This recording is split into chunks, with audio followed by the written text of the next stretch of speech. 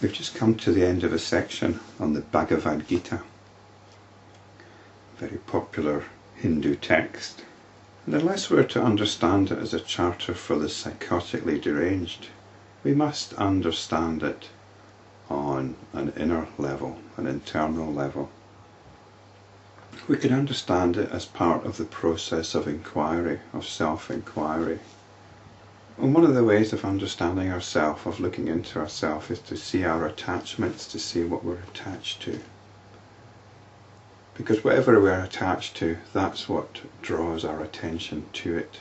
That's what prevents the attention from resting in itself. And our attachments are usually deeply emotional. They're attachment to our relationships.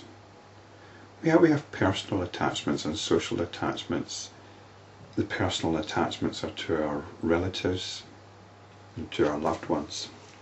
So as part of inquiry, as part of self-enquiry, we look at how our attention is focused on these relationships. We look at the emotions involved, and we need to draw the attention back from them, withdraw the attention and rest in itself.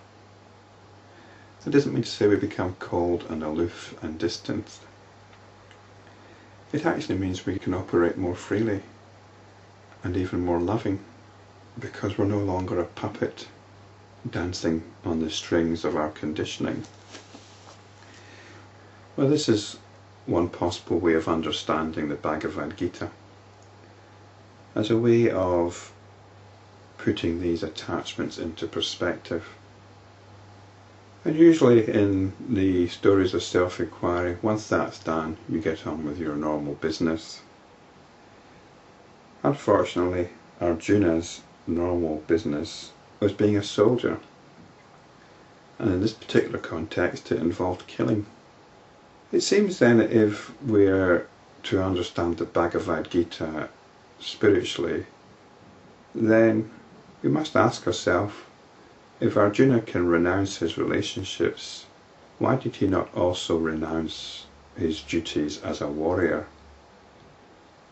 He seems more able to have given up his relationships, his attachment to his relationships, rather than his attachment to his duties. Perhaps this is a male thing.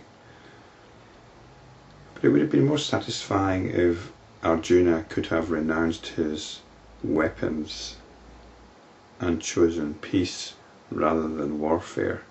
It wasn't exactly a righteous battle he was fighting after all.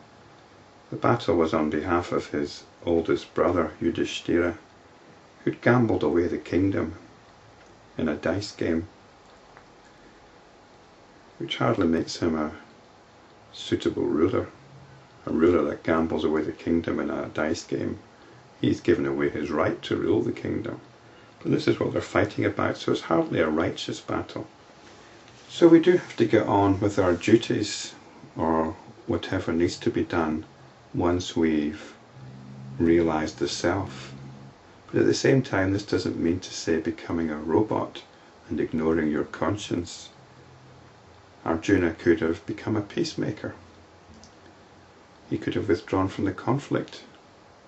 Conflict wasn't necessary except if you want to side with the gods who had set up the battle in order to cull the human race. The point here is we have to keep looking. It's quite possible Arjuna was only a partial renunciate. He hadn't gone the whole way. He was still very attached to his caste as a warrior. He couldn't give that up. Vasistha continued, "Equip yourself with such an attitude, O Ram, and remain unattached, endowed with the spirit of renunciation, and with the realization that whatever you do or you experience is an offering to the omnipresent being, Brahman. Then you will realize the truth, and that is the end of all doubts." So, the spirit of renunciation, this means inquiring into where our attention is being drawn, whether it's to a notion, person. It's usually a feeling though. It's usually a feeling. It might be a positive feeling, or it might be an uncomfortable feeling, an unpleasant or dismal feeling. Whatever you do or experience, you offer to the omnipresent being, Brahman. Now, Brahman is not a god to be worshipped. This offering has been spelled out before. It means seeing every moment in the light of the self, the absolute self. This is spiritual practice. We offer up even when we don't feel like offering up. When you're caught up in an emotional state, which we are most of the time, we don't really want to think about this kind of thing. If we're feeling happy, if we're buzzing along, that's great. We just want to get on with enjoying things. And if we're feeling miserable, if it's a yucky morning, then we don't feel inspired to offer anything up to Brahman. We feel a little bit half-hearted about it, at best. But this is spiritual practice. We turn to Brahman, we turn to the self, we turn the attention to itself at every opportunity. That is the supreme state. It is the guru of all gurus. It is the self. It is the light that illumines the world from within. So not only do we do it, we start appreciating it. It's what gives the light to everything. It's awareness. Awareness is the illuminator, the great illuminator. It illumines all experiencing.